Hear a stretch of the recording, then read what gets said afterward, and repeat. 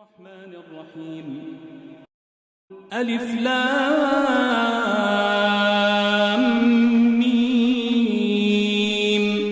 ذلك الكتاب لا ريب فيه هدى للمتقين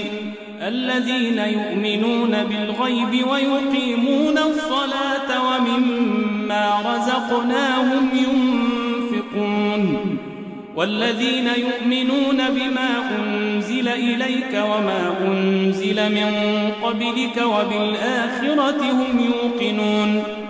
أولئك على هدى من ربهم وأولئك هم المفلحون إن الذين كفروا سواء عليهم أأنذرتهم أم لم تنذرهم لا يؤمنون ختم الله على قلوبهم وعلى سمعهم وعلى أبصارهم غشاوة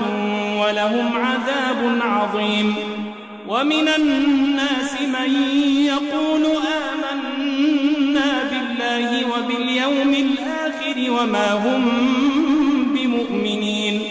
يخادعون الله والذين آمنوا وما يخدعون إلا أنفسهم وما يشعرون في قلوبهم مرض فزادهم الله مرضا ولهم عذاب أليم بما كانوا يكذبون وإذا قيل لهم لا تفسدوا في الأرض قالوا إنما نحن مصلحون